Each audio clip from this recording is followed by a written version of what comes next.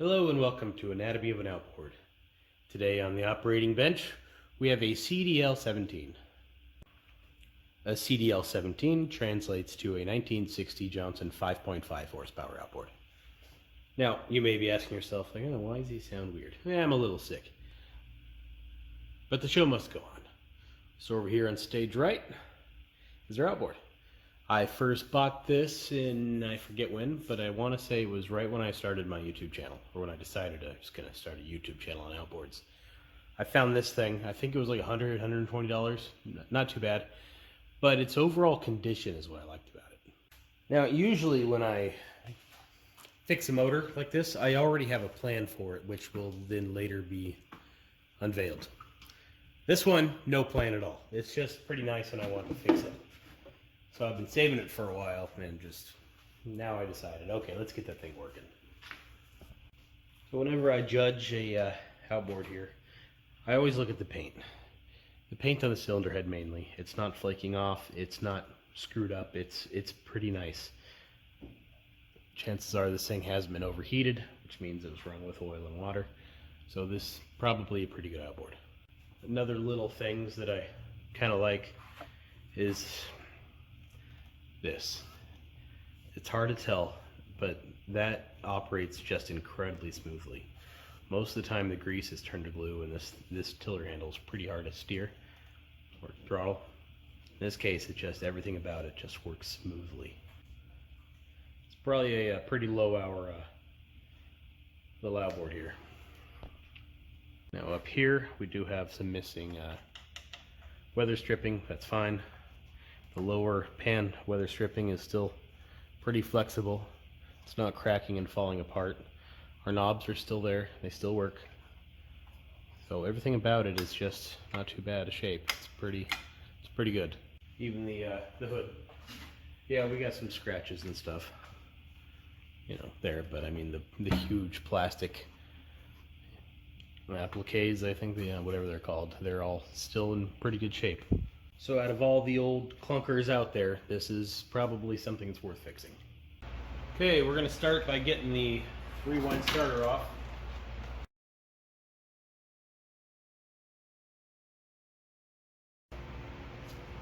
Let's get this flywheel off. Have an actual look at the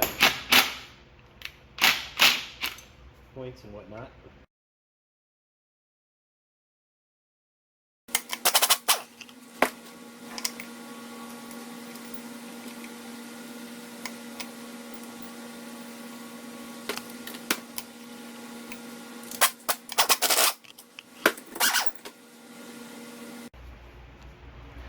So as you can see, our coils are old and cracked.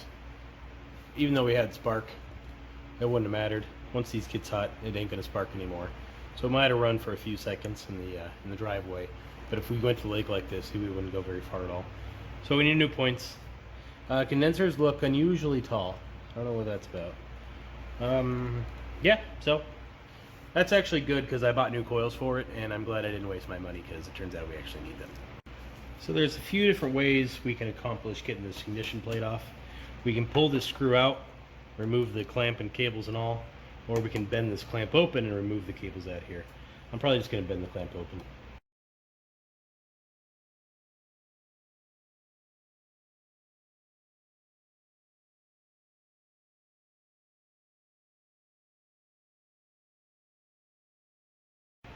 Now we are going to remove the carburetor. There's a lot of ways you can do this. I don't think I'm going to pull it off. I don't know. We'll see where this goes.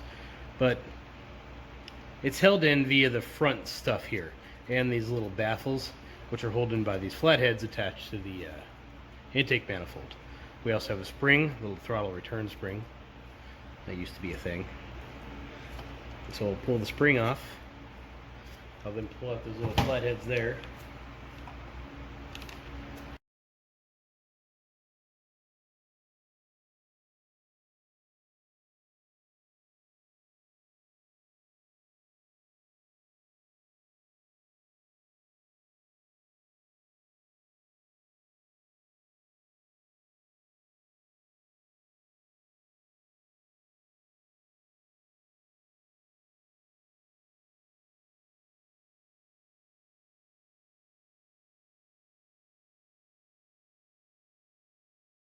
Alright, I wanted to pull it off, complete, but that's not really going to happen. Use a flathead, unscrew the choke knob, slide that. It can stay there for all I care, as long as I don't lose parts. Same flathead to remove the idle knob, which actually I can just twist all the way out while the knob's in place.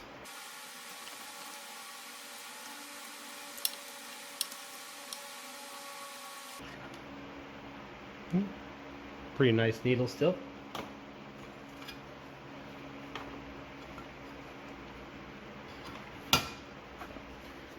Gives me a little bit more room to slide this stuff back. I am fighting a fuel line here too, but we'll tackle that in a second. Although, we'll probably just tackle it now.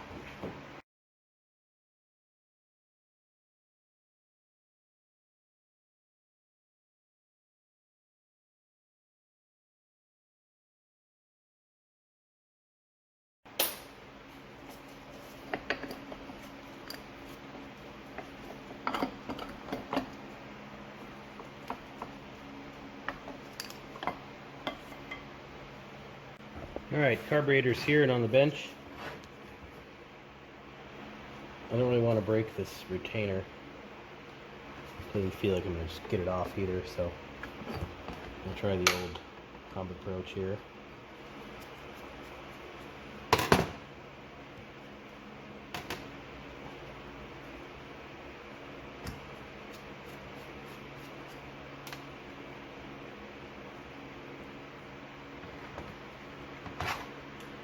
This is a little tricky to get off. So you can pry it off and it should be fine, or you can sit there and finagle each last little tooth and get it off in case you're worried about breaking it.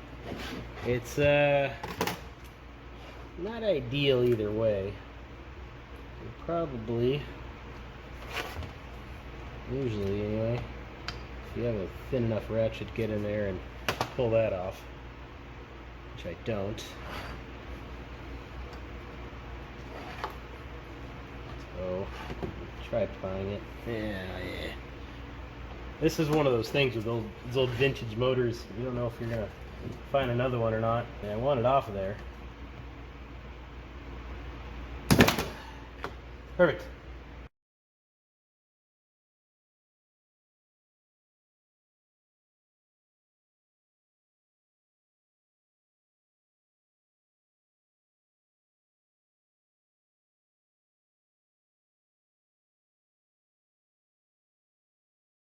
The inside of this carburetor looks.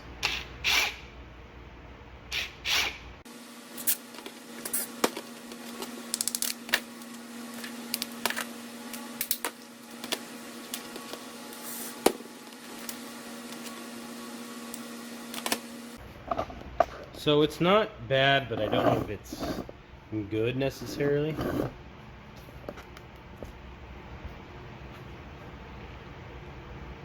We can see, I don't know, something down in there. I don't know what it is, but it's something. Dirt, maybe?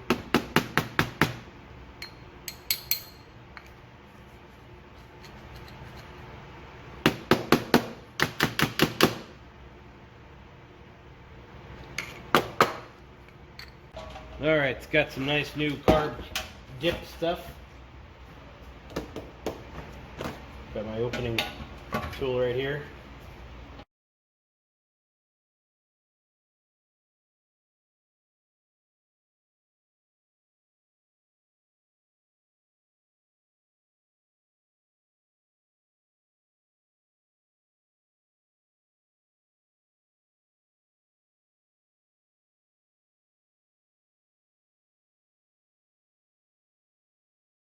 Alright, carburetor is soaking.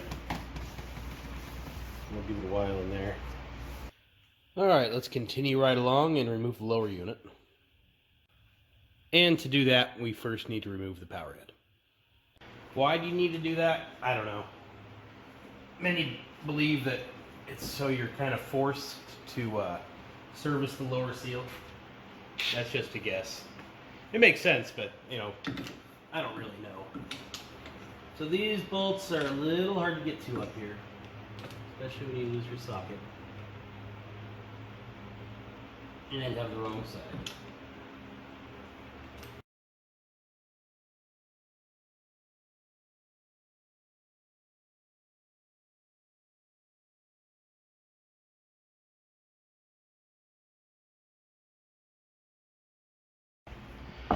So at this point, all the power head bolts are out, except for that one. It's a really dumb design, in my opinion, putting that close, because you can't get a wrench on it. Well, you can't get a socket on it. You got to use a wrench, and you can only grab half of it at a time. And with this little wall here in the way, you got to go on it sideways. It's really dumb.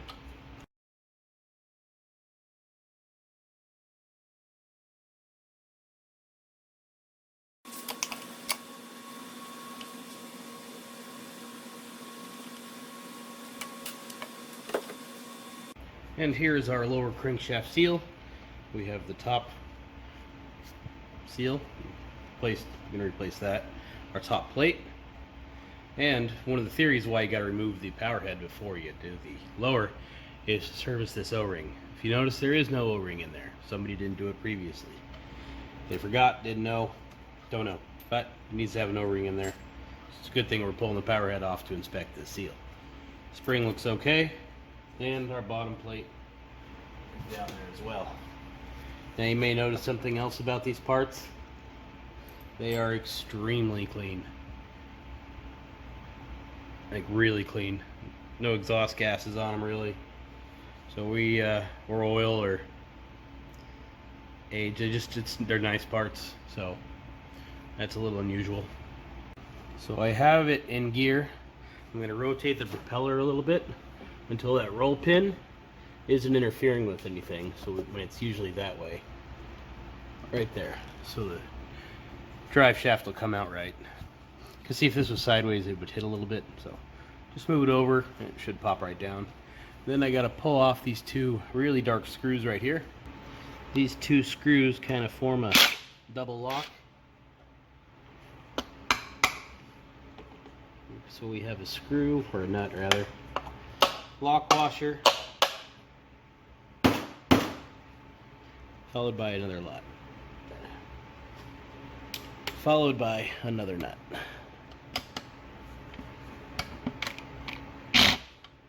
Which I can.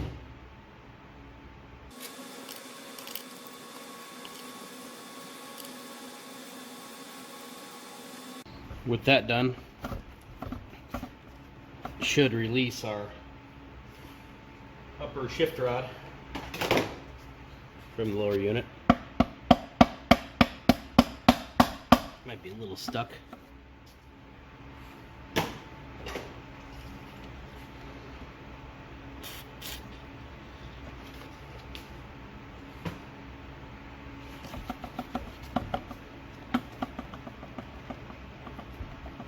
Yeah, it'll come out. I'll just let it sit in there for a sec. There we go.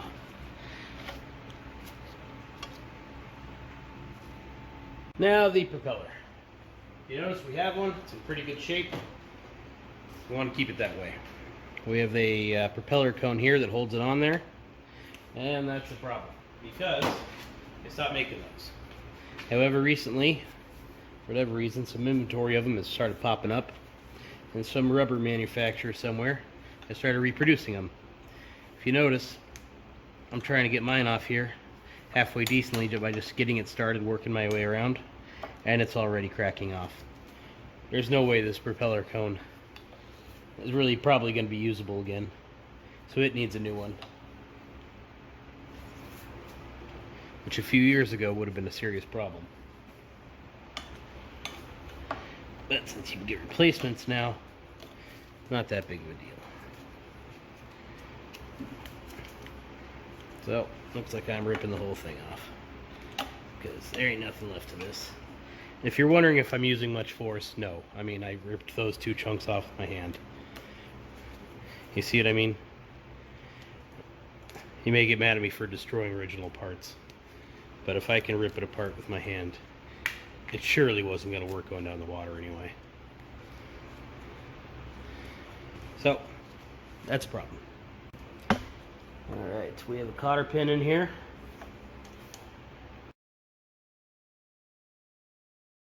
Now I can pull these off. Should be a 7/16.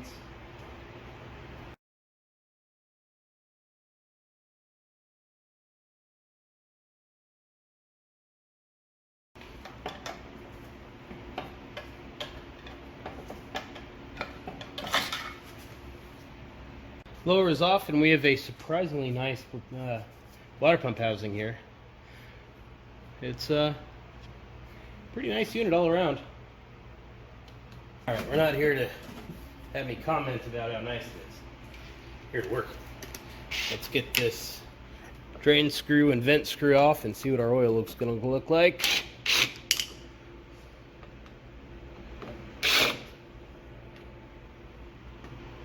So it's thick and nasty. Yeah, now it's getting clean. It's pretty nice oil. It's real nice oil. Alright, so I don't think we're going to have any issues here. That's pretty nice stuff. A lot of drain. Alright, let's get this roll pin out of this drive shaft before I forget.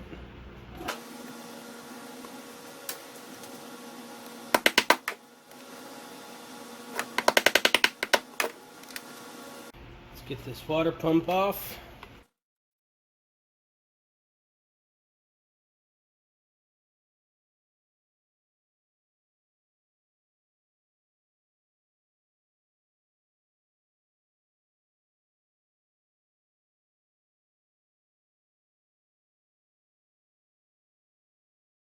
So judging solely by this rear seal here, it still has the paint on it from when they painted everything. So I'm guessing it still has its original gear case rebuild on it. Original gear case build and seals and stuff. But we do have some marks on the screw heads down here. So it's kind of hard to tell. Actually, I know what that is. I mentioned at the start of this video that this was a CDL engine. L being the long shaft. We do not have a long shaft. We have the standard shaft. So at one point in its life, this thing was converted from the 20-inch down to a 15-inch shaft. Since we don't have a lower and upper shift rod, we just have one. Somebody had to open this up to change out that lower shift rod and drive shaft and water tube, which is why we have screw marks here, but still our original seal up here. Just because they didn't need to change it. They just changed the shift rod. Makes sense. So do we need to reseal it? Yeah, obviously this thing is... the seals on it are old. They need new ones. As much as I don't want to do it, I know I probably should do it. So, I will. Let's get the drive shaft out. Never seen a impeller plate come out that easy before.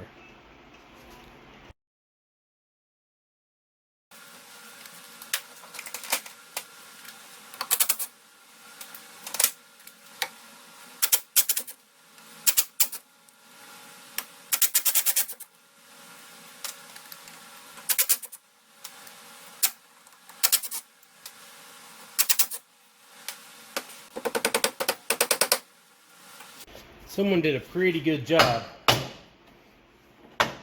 making sure that stayed on there.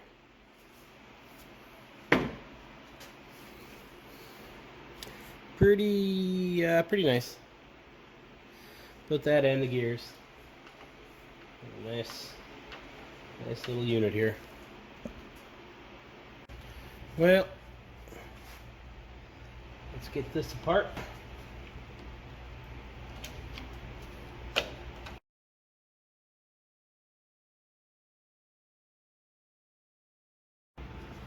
Get this gear apart here.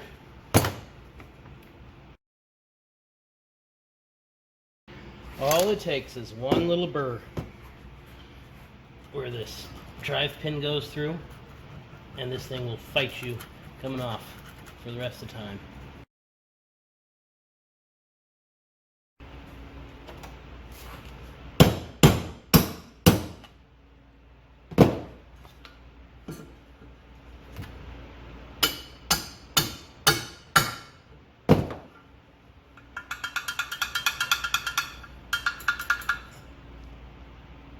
All right, time to pry open the old wallets and start buying some parts and some supplies.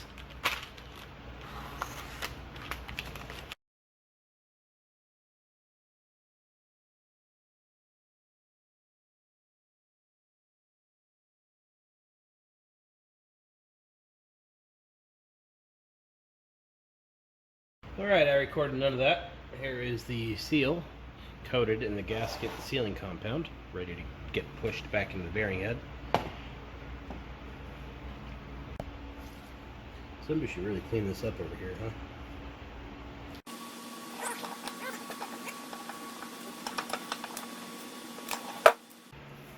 Put some grease onto our shift rod. Get that installed.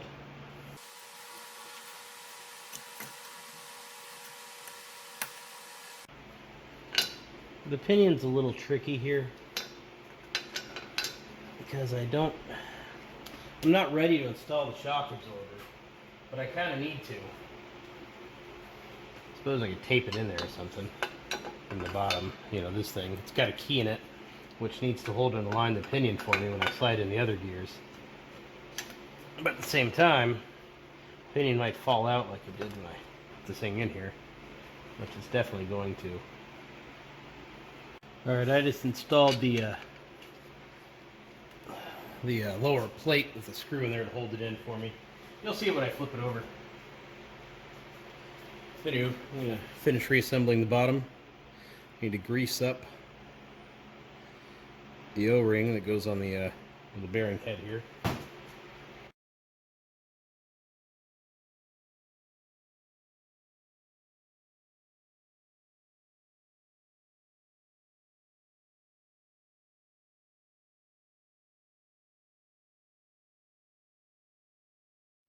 Slide our shifter back in there. We're in reverse right now. Shift down to neutral. And we are turning.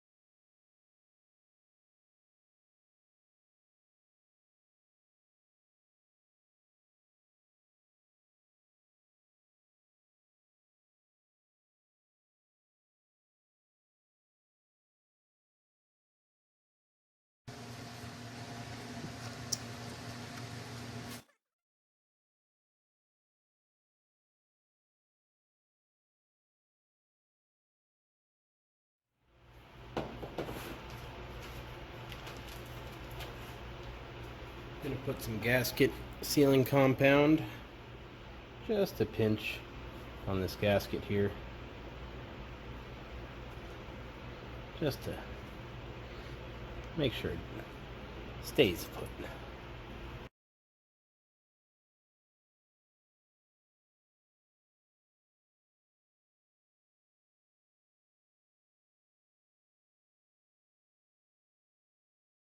All right, let the hate begin.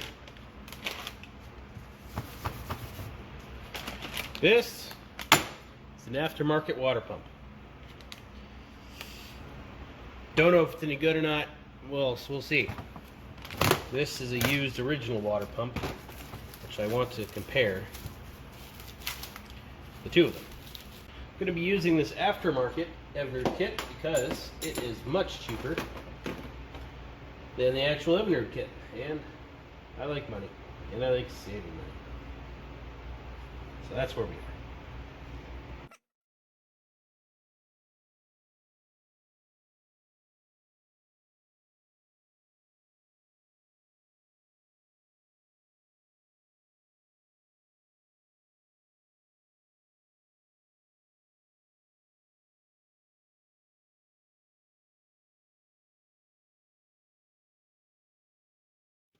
Let's get a pinch of oil into our cup.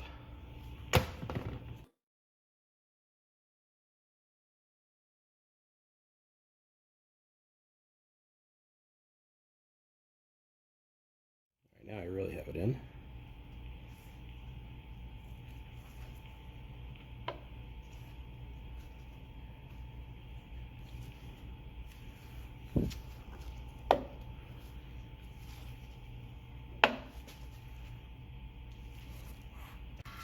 Alright, it's having a little bit of problems with the pump over here interfering with the housing, so I just grinded actually little tiny slots into that body of it, which should allow it to sit perfectly, just like so.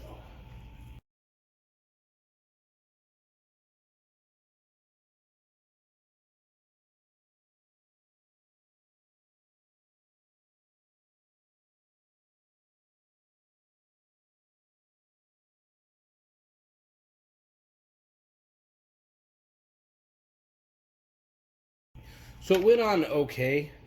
It does feel a little cheaper, but at a third of the price, I'm fine with that a little bit cheaper feel. We'll see how long it lasts for, though, of course. Spins fine.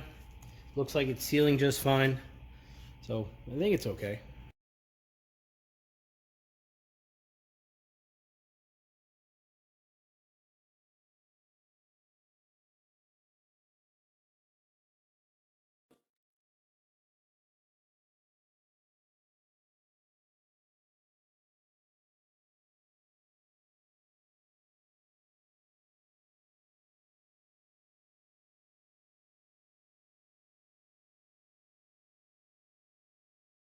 Slide the lower back in now. Just have to make sure we align the water tube and the shift rod goes into the little hole it's supposed to go into. I can see the water tube, I think. Yeah, I can see the water tube. Water tube's going right in. Easy peasy. On top up here we can see our drive shaft is where we want it to be, and we can align a little block and our shift rod.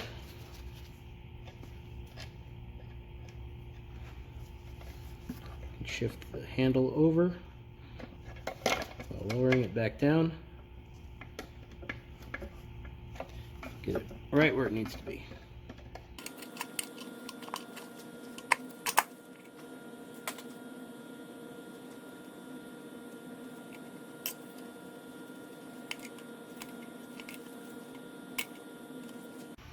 Alright, now that I got that shift rod on there, I can bolt the lower in. The reason I didn't do this in the first place is if you drop that nut, you gotta pull it all apart again.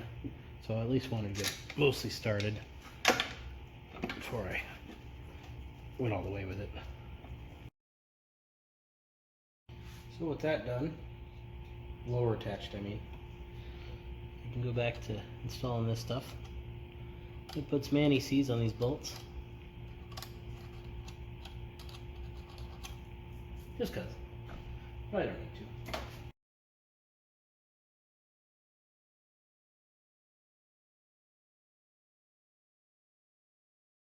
to. Alright. No time like the present to try to remember how to put the carburetor back together. I don't need this carburetor tool, so we'll get that out of the way. Already cleaned up some of the brass. I got my trusty wire to get in the small little nooks and crannies. I had a torch cleaning brush that I planned on using to get into the passages where needles go. Can't find it. So, the old wire brush approach. I cleaned off the, I think it's called the immersion tube. Got that all cleaned. Put that in first.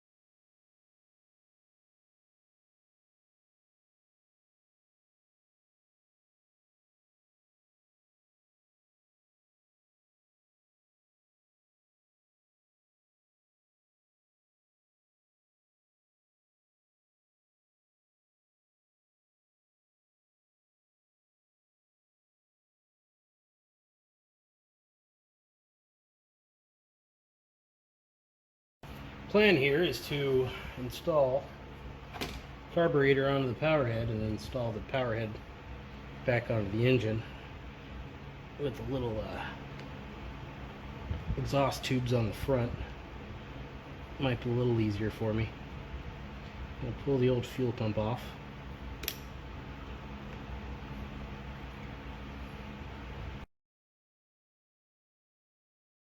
I'm going to put some blue Loctite back onto the carburetor studs. Hopefully that'll help keep them on there. So next time this thing comes off, just the carburetor comes off, not one stud and one nut.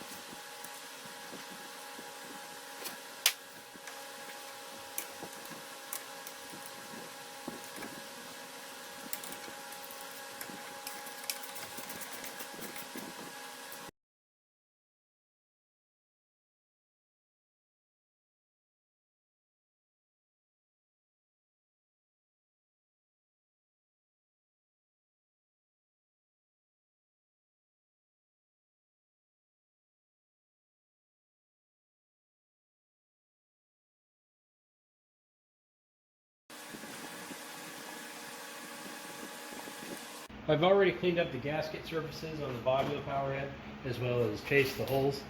So we should have some nice, good, clean, easy to install part here.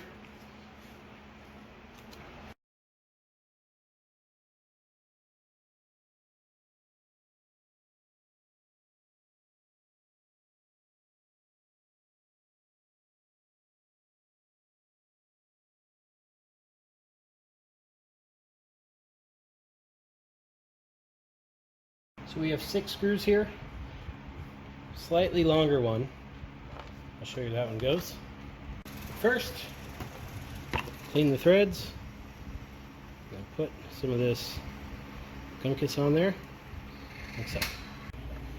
It goes right here. Because of the way it's designed, this little thing is a little bit thicker. So the other longer one goes right here. You can get this screw out if you want by turning it sideways and getting it past the mount. I always just leave it in though. I already started this screw just to make sure the gasket was aligned. And now this one started. So here's our remaining hardware, all the same length, so it doesn't really matter. We have the Phillips flathead version of the screw. Those go where the front two. But later years, when the 6 horsepower came out, we had 6 horsepower hardware.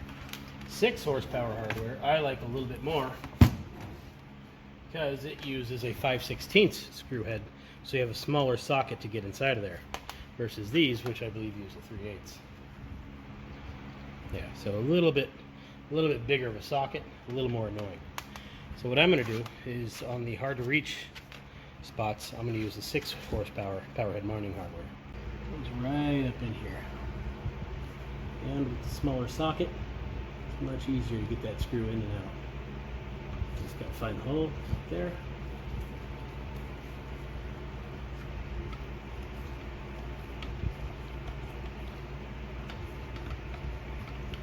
And there she goes.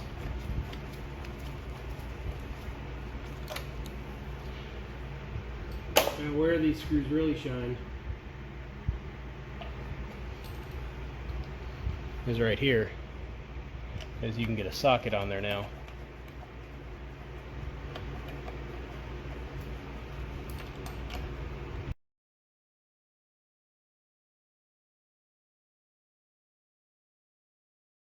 I've installed a modern fuel pump on there, which you may have noticed.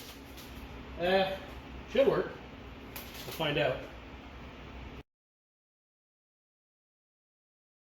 So what I did was I ran the 5/32 first to make sure it didn't interfere with the main feed line, and connected it all. It should be fine. I usually don't hose clamp these on until I know the engine runs and the fuel pump works, because if I need to change to the fuel pump, I don't want to have to waste the fuel line when I cut the clamp off. So we'll leave them on there for now. Not enough pressure is coming out of there to blow either one of these off, so it's fine. Well, fuel nearly out of the way. We need to work on ignition. We obviously need 2 new coils. These aren't any good. So I'm going to change them out. Breakers, points, whatever you want to call them, they're probably fine. I'll leave those alone. Change them if we need to.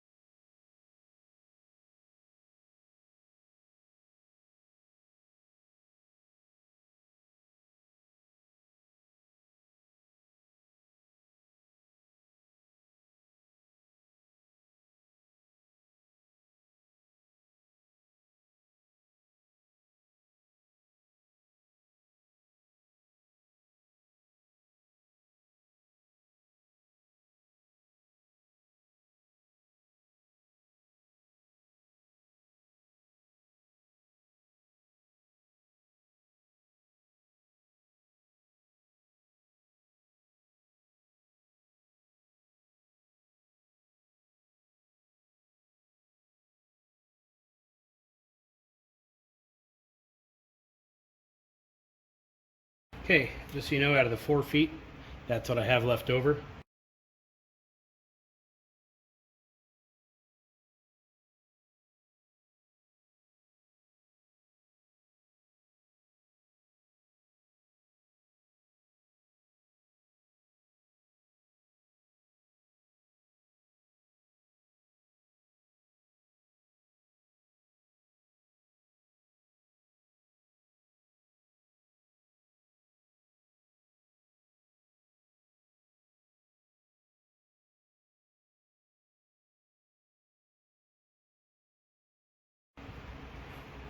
I like doing a little bit. Let's get this boot worked out first.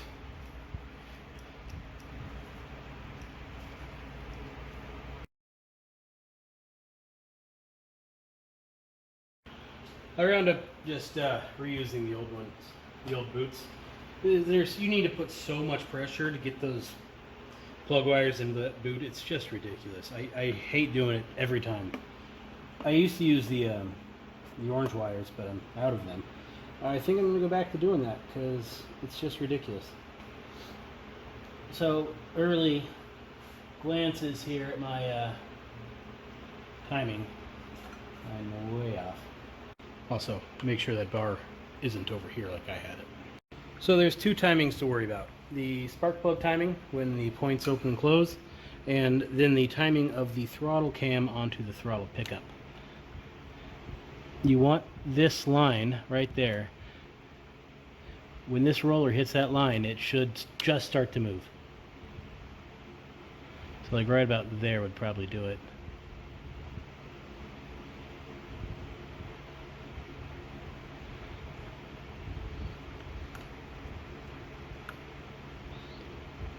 Anywho, you can't really tighten that down with the camera in the way.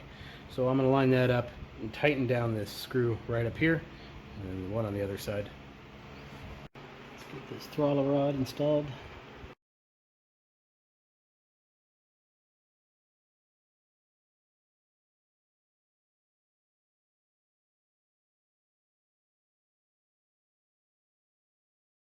Condensers might work, might not.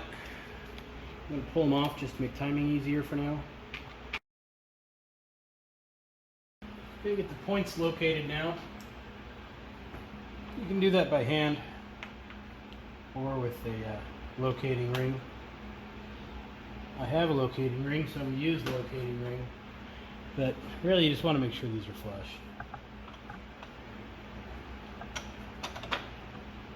So, there's our ring installed.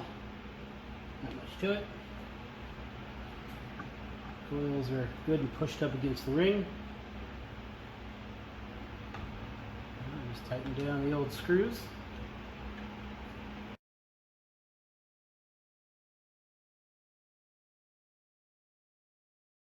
Since I haven't done it yet, might as well do it now. Reattach the plate to the motor. I have this all in there, and I think I found this little ring it goes into. I think I found it screws. And given how that plate tightened up,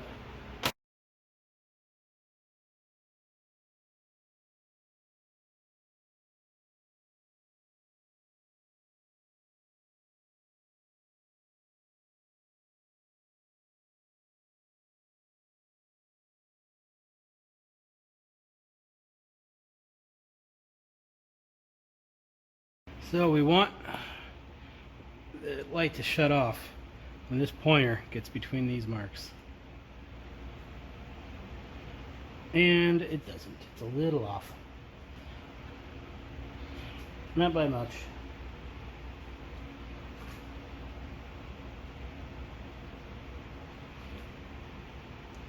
Yeah, it's just a hair off. So I'll adjust the little cam. So the cam I talked about is right here. You loosen ever so slightly the main screw, and then you can turn the cam, which moves the breaker assembly.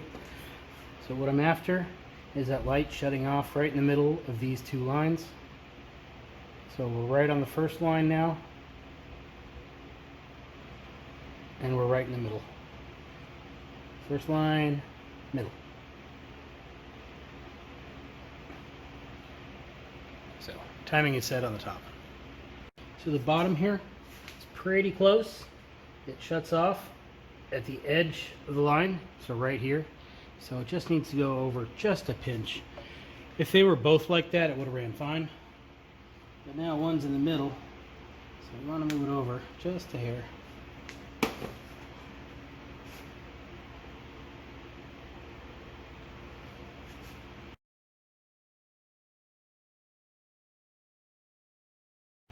So we'll get some new condensers installed.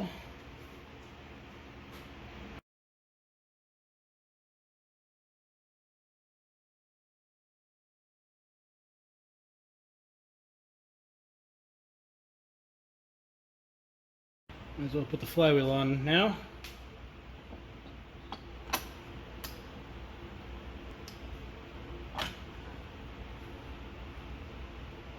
Those are rubbing a little bit, no big deal. One final glance over. Look fine.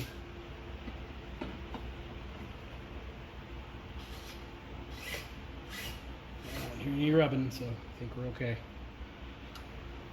Best I can tell, torque of this nut is 40 to 45 foot-pounds. Let's see if this will work.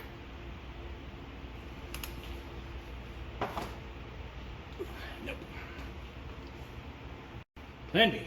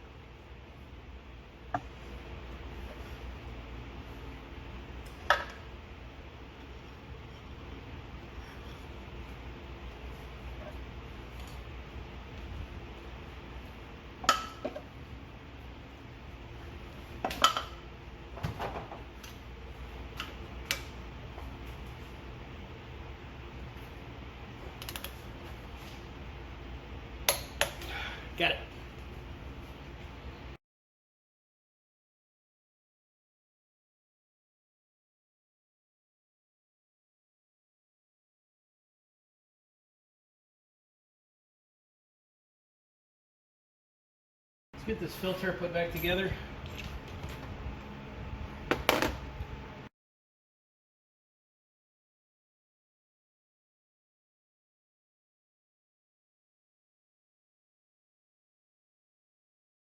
So this line, my hand is going to the carb. We have an in arrow and then an out arrow. So the out is here. So I'll cut it right there.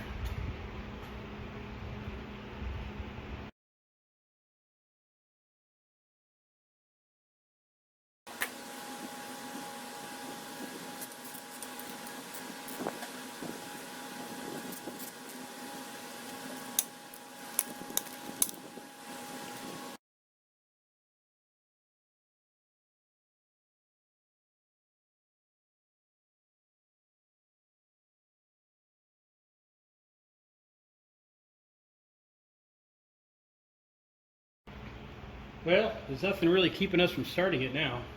We can't run it without a propeller cone, but we should be able to at least start it. So I'll get some fuel and we'll start that. Now you need a lot of water. Like you need a bucket, you need to submerge it up to about there to run it. But back in the day, they offered a little hose flusher kit that you could hook up and start it with. I have a little collection of them, but I don't have any for this. Up until a week or so ago, I didn't have one that would fit a 5 or 6 or 7.5 horsepower, but now I do. So I'm going to pop that other screw off and I'll show it to you.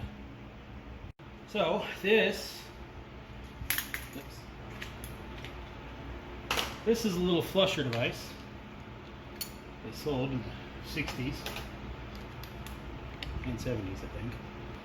It installs right here. That screw fitting, I have this adapter, which will thread in right there and allow me to hook up a garden hose to the whole thing. Pretty neat, huh? No roller bearings in this old motor. Nope.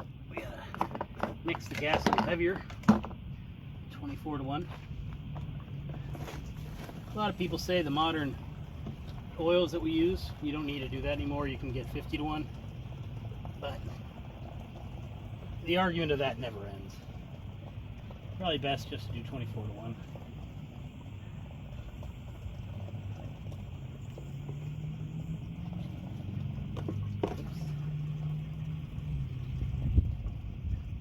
Get the water on.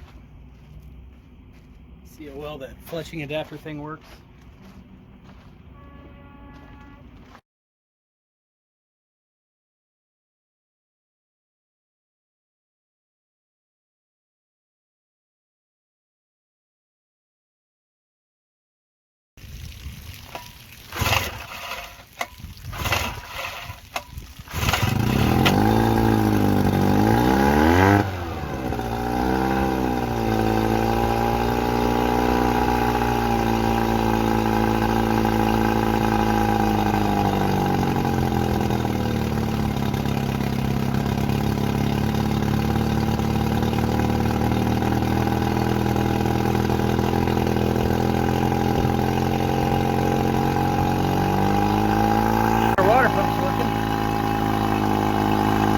Pretty good, I'd say.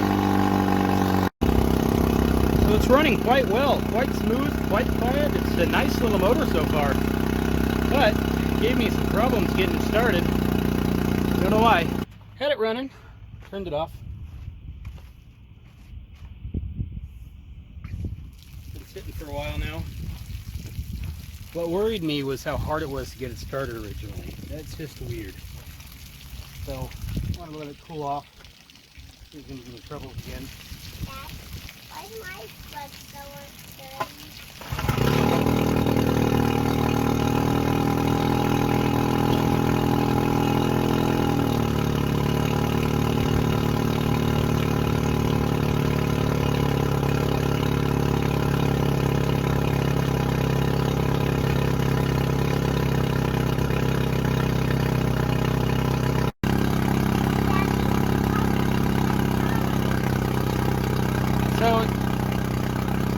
aside from needing to warm up almost, the thing runs quite nicely.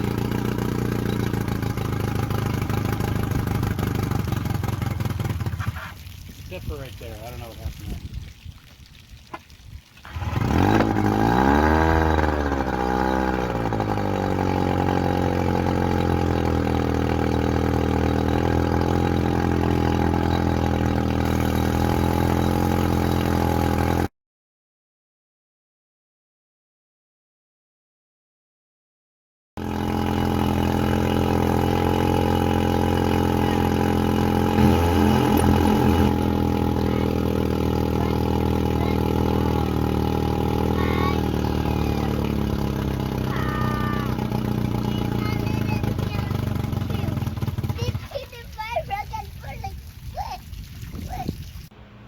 Well, that is it for now. I would say it runs pretty good. I don't know why it was giving me trouble starting at first, but once it got going, it works. Maybe the rings were so dry it just took a while for gas to start absorbing in there and having to do something. I don't know. Realistically, probably what it is I had the choke on too much and I probably flooded it. That's my guess. I don't know. So I'm going to order a thermostat. Actually, I already have. Get that installed. Wait for the propeller prop nut thing to show up. And then we'll do a water trial. So when that happens, I'll see you then. Also, can we take a minute to appreciate the little flusher adapter thing? Now, they stopped making these, 40 years ago or whatever. So, not really around anymore. I was lucky to have this one that fits this little guy. There is a guy making his own version of them, selling them on eBay. I'll put a link below if you're interested. But what was nice about it is I didn't have to fill up my test tank full of water just to test run this thing. And I don't want to leave it full of water because then it just becomes a West Nile welcome mat.